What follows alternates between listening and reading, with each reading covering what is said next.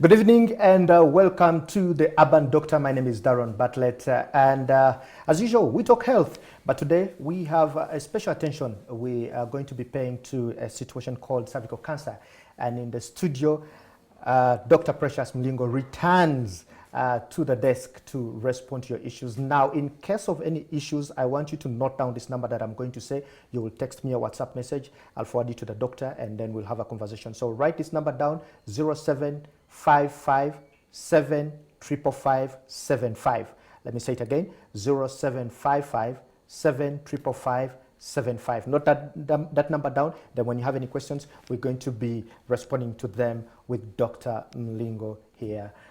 Good evening, Dr. Precious. How are you doing? Good evening, Darren. I'm very well. How are you? Welcome back. Happy New Year. Happy New Year to you too. It's good to be back. And, Dr. Mlingo, first of all, I just want us to tell our audience who you are, what you do, and then we get into the questions. All right. So, Darren, I'm a medical doctor, but with a special interest in public health and wellness. So I have a master's in public health and also a qualification in wellness. And a lot of time when I tell people what wellness is, they look at me and they wonder, okay, you know, they want to know a bit more. So wellness, I work a lot with people living with chronic conditions, so high blood pressure, diabetes, high cholesterol, cancer, stomach issues. So basically what I try to do is give a lifestyle perspective to the illness. So we look at areas of diet, we look at areas of levels of activity, we look at stress, we look at sleep, and how those impact the different conditions. So we try to optimize your lifestyle so that we can get better outcomes as far as your disease condition is concerned. Okay. I have an issue with sleep. I hope I'll come to so you. we can talk after the show. We can talk after the show, yeah. Okay, doctor, there is an issue called cervical cancer. Yes. But first, for our viewers, there could be people who have cervical cancer, but they don't understand what it is. They probably even don't know that they have it. Maybe they think they're just sick or normal, sickness. What is cervical cancer? Okay, so cervical cancer is cancer or an abnormal growth of abnormal cells in the cervix. The cervix is located at the base of the uterus, so it's the entrance or the mouth of the uterus, and it's found in the upper part of the vagina. So if you have any abnormal growth of abnormal cells in that area, then this is termed cancer of the cervix. So if someone, how would then someone tell that I have cervical cancer? What are the signs and symptoms of with cancer of the cervix, Darren, in the early stages, in most cases, you don't see anything. So no signs, no symptoms. So you walk around, you don't feel anything, right? You're normal. Which is what makes screening very, very important. And I believe we'll talk about screening later on. But if you do have symptoms, right, in the early stages, or more commonly in the later stages, you will experience abnormal bleeding. So for example, bleeding after intercourse, intermenstrual bleeding, so bleeding when you're not on your period, bleeding when you've reached menopause. Right, so this is abnormal bleeding from the vagina. You can experience pain during intercourse, pain in the lower abdomen. In advanced cases, pain in the area where the cancer has spread. So for example, pain in the back, which is one of the common areas where cancer of the cervix will spread. But I want you to note that the most important thing is with cancer of the cervix, there are usually no symptoms, especially in the early stages. So you walk around and think that everything is fine, but something is brewing. In some cases, you can also notice an abnormal discharge coming from the vagina. So if you see any of these signs, it's important to go and get checked, but also it's important to get screened, right, to proactively check for this cancer. This cancer is the most common cancer affecting women in Uganda, the most common cancer affecting women in sub-Saharan Africa, so it's an important issue. Actually, for that, it's breast cancer that is more common. No, breast cancer is number 2 in our setting. Breast cancer is number 1 in the West, but in our setting, our biggest issue is cancer of the cervix as women. So for me, that just shows how seriously we should take this issue. You mentioned about stages, that there's an early stage of cancer where people don't even feel the symptoms or even see them. Are there different stages of cervical cancer, the way we know cancer, we've always been, or when it reaches stage 4, there's no return. Then there's this stage 2, there's stage 3 where things can be okay. Does it apply, or these stages apply again to cervical cancer? Definitely. So you have different stages for cancer of the cervix as well. So you have stage 1 where the cancer is still confined to the cervix. So you have 1A, 1B. So 1A, the cancer is maybe less than 3 millimeters. Stage 1B, it's 4 millimeters or more. So that's stage 1. So the cancer is still confined to the cervix or the uterus. And then we have stage 2 where it's beginning to spread outside the uterus and the cervix. And then we have stage 3 where it's spread to the surrounding tissues. So the uterus is located in the pelvis. There are also other organs there, like the bladder. Mm-hmm. For example, part of the colon is also found in the pelvis. So they spread to those organs and tissues that are around the uterus and the cervix. And then you have stage 4 where it has spread to distant organs. So for example, it's spread to the back, it's spread to the lungs, it's spread to the liver. So stage 4, they spread to a distant organ. What causes this cancer? Because it sounds grave, and I'm now starting wondering, okay, what causes it? Because that's why I need to prevent more.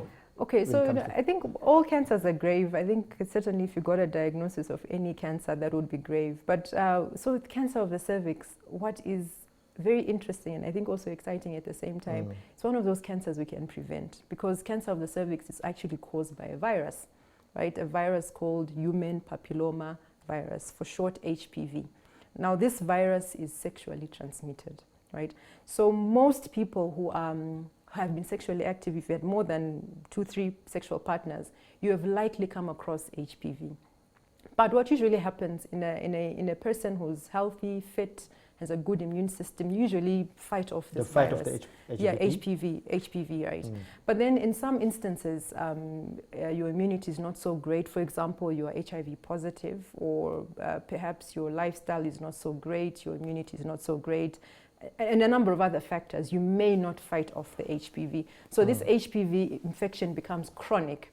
So chronic HPV infection will affect the cells in your cervix and cause these cells to become cancerous. So cancer of the cervix, in most cases, more than 90% of the cases, is because of HPV infection. In a few cases, there are certain drugs that we used to use in the past, like a drug called DES, that has been shown to cause a specific type of cancer of the cervix. But the most common type of cancer of the cervix we see is caused by HPV. HPV is sexually transmitted.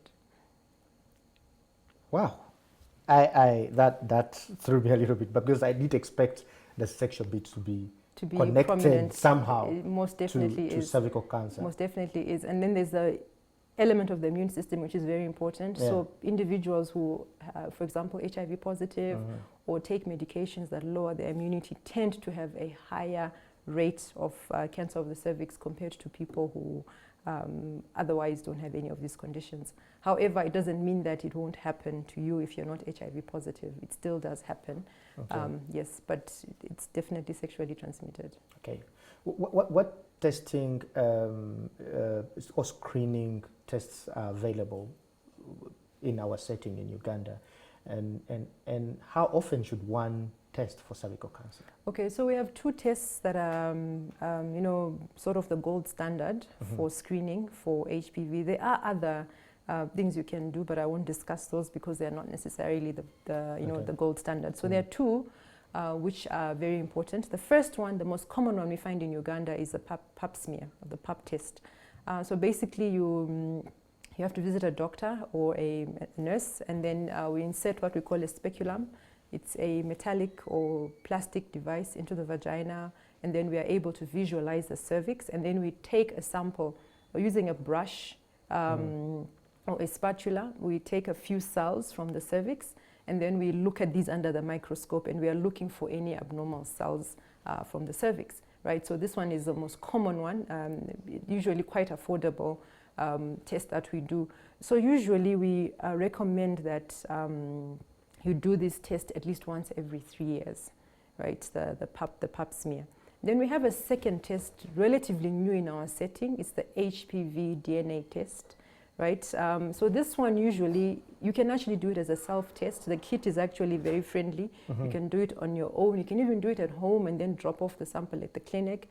So it utilizes a brush that you introduce into the vagina all the way up to the cervix, and then you take a sample of cells and fluid from the cervix, and then these are taken to the lab and we test for the DNA of HPV of this sample. Okay. Right. So this, I love this particular test because once you do it, if you are between the age of 30 and 65, you get it done, you get a negative result.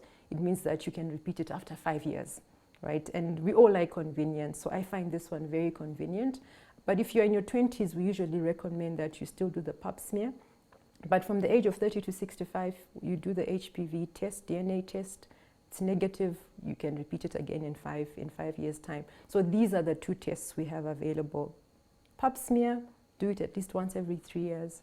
HPV test can be done once every 5 years. So these are the screening. Of course, what I didn't say about the HPV DNA test is that it's a little more expensive. In some settings, you're looking at about 200,000 shillings for this test here in Uganda. However, it buys you 5 years of peace of mind. And the other option? The other option, pap smear, depending on where you do it, could be 50, 60, 70,000 shillings. So it's a lot cheaper than the HPV DNA test. Okay. Yes. So what treatments are available for, say, for example, if you've tested positive for, I don't know whether that's the language we use, positive for cervical cancer. Okay. What treatments are available to treat it? First of all, is it even treatable? Or? Yes, definitely it's treatable. So I think maybe we should talk about diagnosis. How do we arrive at the diagnosis? So you have your pap smear and we see some abnormal cells. We need to get a biopsy, right, from the cervix. We have, you do a HPV test. The HPV test is positive. It doesn't necessarily mean that you have cancer of the cervix. If you have a positive HPV test, then we would go ahead and do a pap smear and see if any of your cells are abnormal. If we find abnormal cells, we go on to do a biopsy, which then confirms the presence of cancer. After we confirm the presence of cancer, the next step is to stage the cancer. So we want to find out how far this cancer has gone. So I mentioned the stages from stage 1. So we use a number of tests from X-rays, CT scans, MRI, PETs to determine how far this cancer has gone, right? So once we determine the stage, then we come up with a treatment plan. So the treatment options, number 1, we have surgery. So surgery can be simple as removing the cancerous cells from the cervix without removing the cervix. It could be removing the cervix, it could be removing the entire uterus. Sometimes it could be removing the entire uterus plus some of the surrounding tissues, depending on how extensive this cancer has spread. So that's surgery. Number 2, radiotherapy is very important. So we beam radiation to that part of the body where the cervix is located to try and kill off any other cancer cells which may be present. Sometimes it's spread somewhere, and sometimes we can also direct the radiation to that area where the cancer has spread. So that's radiotherapy. Then we have chemotherapy, right? So chemotherapy where we use drugs which kill cancerous cells is also an option. We have newer options these days. We have what we call immunotherapy that uses antibodies which target particular cells in the cancer. And then we also have targeted therapy, which targets certain proteins or certain attributes in the cancer, and we sort of give drugs which will go and maybe block some of those pathways. So those are the various treatment options we have for cancer of the cervix. So in Uganda, mostly surgery, radiotherapy, and chemotherapy. Okay. Is there a particular stage where there is no point of return? Like it cannot be reversed anymore? Yes, sometimes if it's very advanced, you're looking at stage 4, stage 4B, where it's spread, and we realize that, look, there's not much we can do. In this case, we will give palliative treatment. Palliative treatment, try and improve the quality of life of this individual, try and make them more comfortable, try and, you treat the pain, you treat some of the symptoms that they have as we wait for nature to take its course. It's a very unfortunate stage, but with some individuals, you diagnose that at this point it's inoperable, the cancer is everywhere, there's not much that you can do. But the good thing, though, is with advances in technology now, and in science rather, Even at stage 4, there are certain things which they are looking into, like immunotherapy, targeted therapy, some chemotherapeutic agents which have been shown to prolong life even at stage 4. So those advances are underway. So I think as doctors, we don't want to give up, right? So if someone comes, always try your level best you to want to save try as much as you can, right? It's hard to tell someone go home and die. So we always want to try and you just never know. And do something and help. You know, when you speak of life, how does this cervical cancer impact on the life of someone, and how can we improve their quality of life, especially those who are positive, and including their families? How do we support them? I think diagnosis of cancer is something that's very difficult. It's very challenging, very challenging. I think, as humans, we are complex beings. We are multidimensional. It's going to affect you not only physically, it's going to affect you emotionally, mentally, financially, spiritually. Physically, it can take its toll, especially if it's affecting, as I mentioned, the pelvis is an area where you have your bladder, so the urinary system, you have your colon, right? So, so the passage of feces can become a problem. Urinating can become a challenge. This is on a physical level. Emotionally, physically, emotionally, mentally, financially, to also take its toll. So what I would recommend is, if you receive such a diagnosis, number one, understand your condition. Get as much information as you possibly can from your health service provider. Ask questions, right? Be an active participant as far as your treatment is concerned. Understand what is going to happen, right? That's the first thing. So if you understand what you are facing, if you understand what you are fighting, you are better prepared. Number two, that's that village, that support structure. Is it your family? Is it your church family? Is it your friends, right? Reach out. I think as Africans, we have this beautiful, we have such beautiful attributes, this rallying together, right? So I think if you're open, I need help, I need support, I need financial support. I've seen people, fundraising, so reach out, ask for that help, and receive it.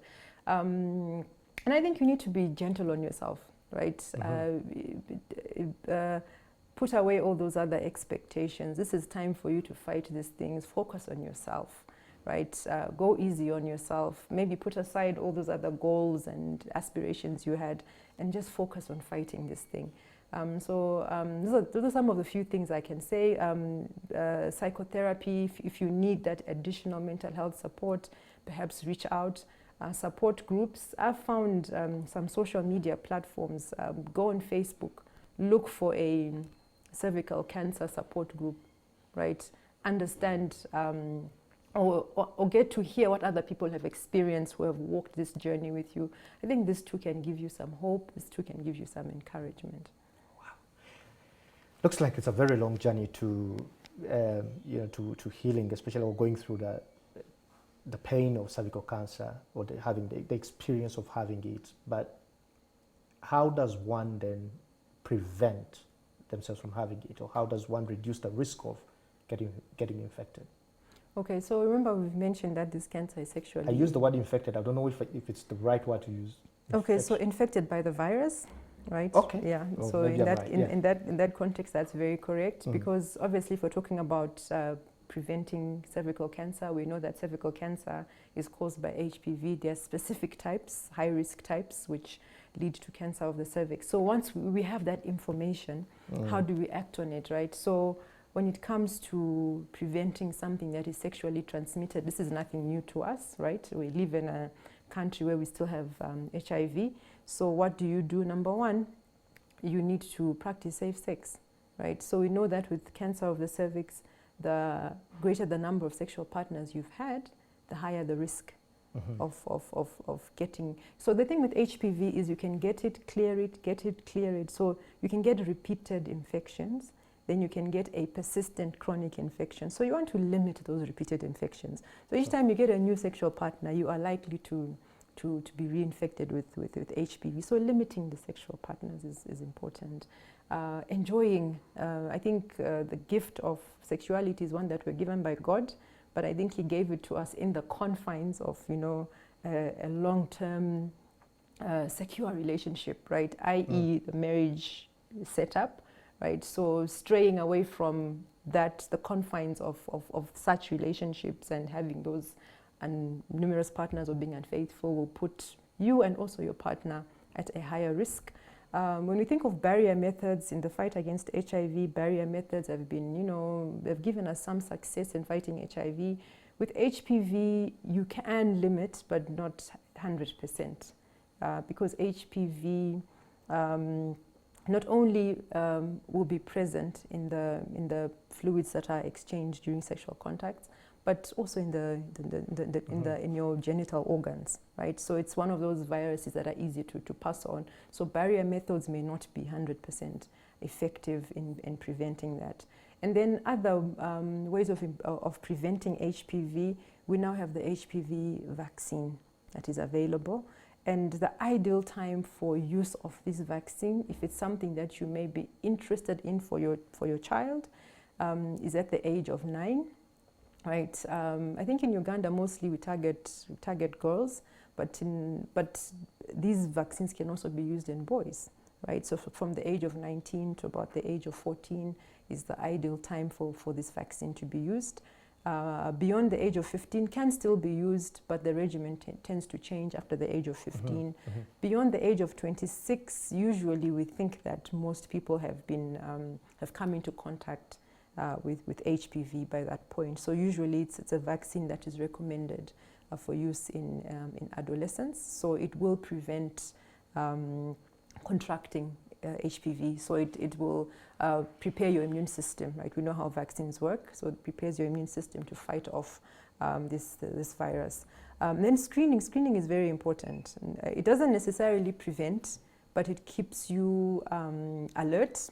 Right, so if you are somebody who screens regularly, it means that we can then catch cancer at a very early stage. Because I mentioned that this cancer does not have any signs or symptoms in the early stages.